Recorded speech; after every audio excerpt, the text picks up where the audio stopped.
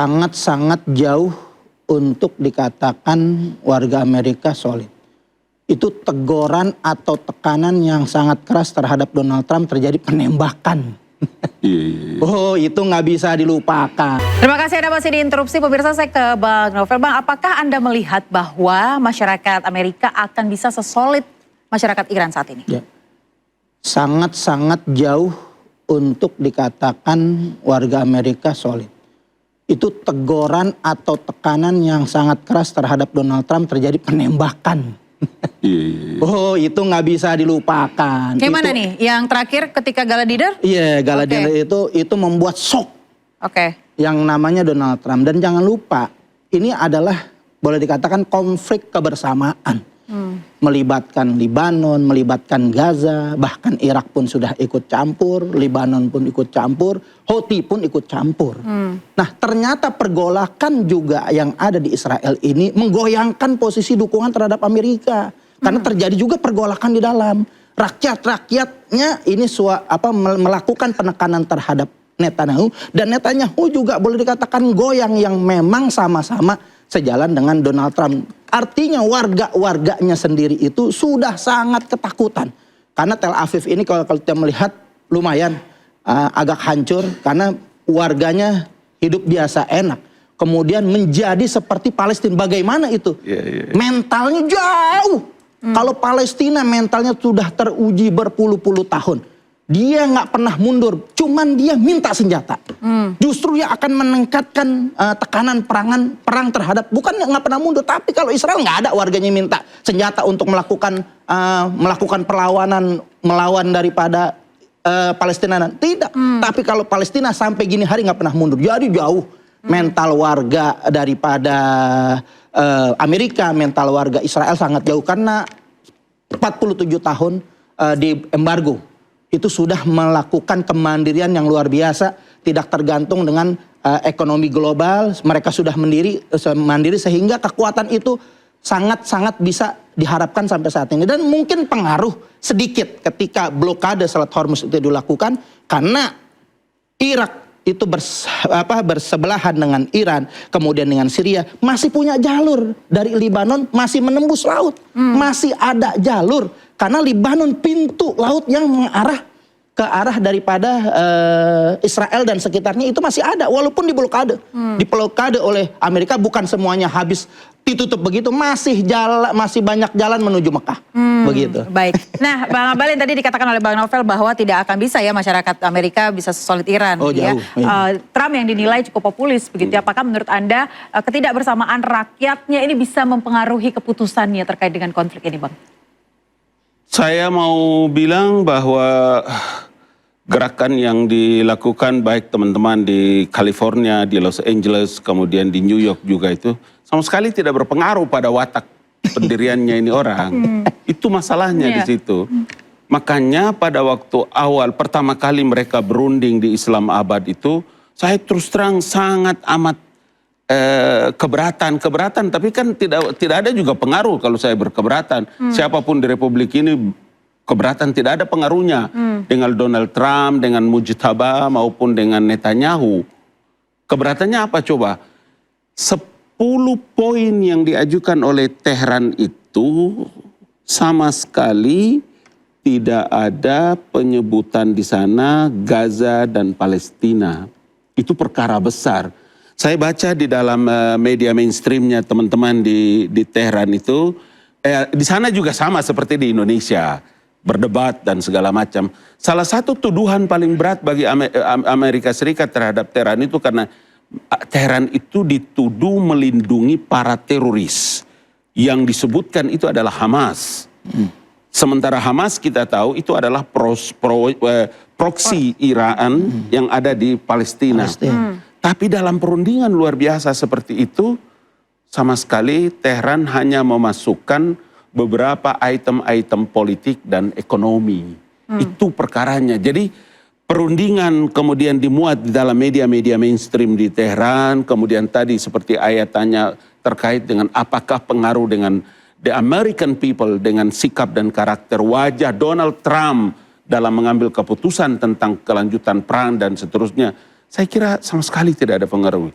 Kenapa? Lagi-lagi saya mau bilang bahwa ya itu karena dia merasa adik kuasa, dia merasa super power dengan gaya dan pikiran Donald Trump seperti itu. Karena begini, sepanjang sejarah Amerika Serikat baru ada Donald Trump satu-satunya presiden yang terpilih untuk 2 kali dengan waktu yang berbeda.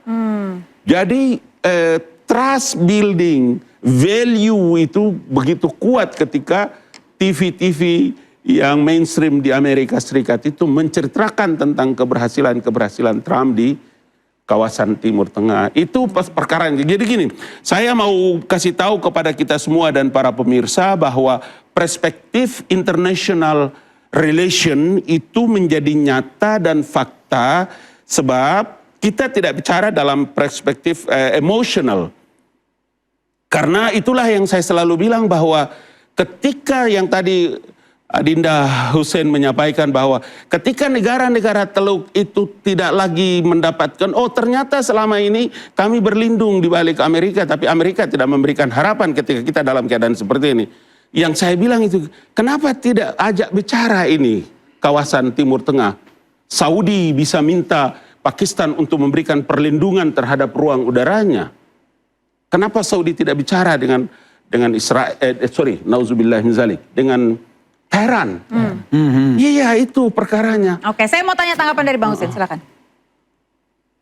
Jadi kalau kita bicara bagaimana posisi negara-negara Teluk yang sangat bergantung pada ketiaknya Amerika, kita nggak bisa juga ya Bang Abalin, mohon maaf, melihat dari sejak masa modern kan, karena 1907 ketika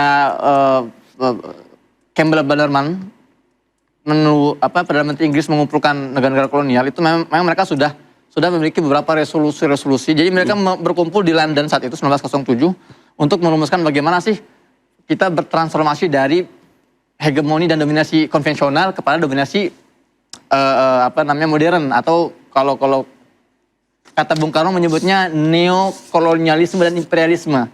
Jadi antara resolusi itu diantaranya mendirikan sebuah kekuatan bersama yang kelak disebut dengan Israel di jantung kekuatan umat Islam di Palestina. Kedua di antara resolusinya adalah bagaimana mengkondisikan negara-negara atau kekuatan di sekitar Palestina untuk bisa berada di bawah kekuasaan mutlak Amerika. Maka dari itu negosiasi yang tadi Bang Ngabalin sampaikan, kenapa Saudi tidak bernegosiasi dengan Iran atau dengan Pakistan? Karena memang sudah di-cut oleh Amerika sejak awal-awal masa. Karena begini Bang, karena begini. Menurut referensi Al-Quran, A'udzubillahi minasyaitonirrajim, mulai dari Al-Anfal 60 sampai dengan 6, ini kita bicara tentang Republik Islam Iran. Kehebatan Iran, powernya Iran hari ini yang semua orang memprediksi, termasuk Trump dalam salah memprediksi Iran, kekuatannya bukan dari Iran, tapi Allah ma'akum alaihi dhadar fil mereka. Apa itu? Allah bersama dengan Teheran loh. Kenapa di Quran dibilang, kenapa engkau tidak mengajak orang-orang mukmin yang ada di sekitarmu itu untuk bisa bicara? Kalau kita tidak melihat bahwa Syiah dan Sunni itu adalah perbedaan besar, tidak ada kan? Begitu juga disebutkan oleh Sayyidah Ayatullah Ali Khamenei.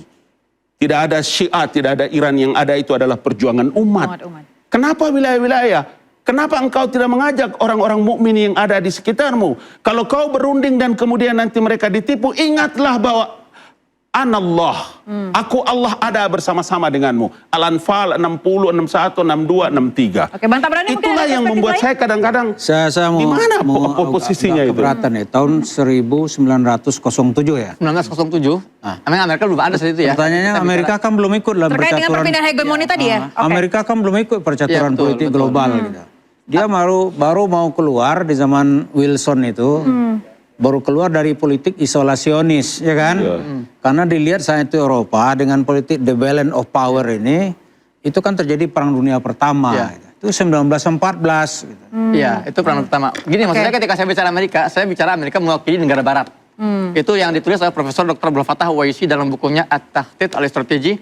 Dia bilang, perpindahan dari hegemoni Britania kepada hegemoni Amerika setelah Perang Dunia Kedua 45 itu artinya tongkat estafet diserahkan kepada Amerika untuk memikul proyek Barat. Makanya kata Profesor Abdul Fattah, dia mengatakan Israel itu bukan sebuah negara. Israel itu adalah masyru, istimari, salibi, gharbi strategi. Israel itu adalah proyek kolonial bersama orang-orang salibis Barat strategis. Yang dulu kalau kata Dr. Imran Hussein, dia menyebutnya Israel itu dilahirkan oleh seorang bidan yang bernama Inggris. Lalu dibesarkan oleh bidan kedua yang namanya Amerika. Nah, Maka bentar. Yeah. Itu referensi antum itu. Ya, ini kan di dunia itu orang melihat Israel itu menjadi sangat kuat kan setelah ada doktrin Balfour. Balfour ya kan? Ya. Yang menjanjikan orang-orang Yahudi untuk kembali ke Palestina. Ya. Tapi kembali lagi itu tadi. 11 tahun 1918 setelah Perang Dunia Pertama selesai. Baik. Tapi kita ambil lagi dari apa yang disampaikan oleh Bang Ngabalin tadi, Pak Hussein, bahwa di dalam proposal Iran ketika negosiasi di Islamabad itu ya tidak disebutkan terkait dengan Gaza dan juga Palestina. Tapi tambah lagi sedikit interupsi, tambah lagi sedikit begini, tambah lagi sedikit. Sejak awal Iran itu tidak memandang Pakistan dan Islamabad itu sebagai sesuatu yang punya kekuatan. Yang repotnya lagi, kenapa dia menjadi negara yang bisa memfasilitasi antara perundingan Amerika Serikat dengan Tehran, tetapi dia tidak pernah menyampaikan bahwa kenapa Amerika bisa menyampaikan 15 poin dan Iran hanya 10 poin. Dan kenapa Pakistan tidak menyebutkan bahwa apakah kita bicara dengan Amerika sekaligus kita bicara dengan Israel laknatullah itu.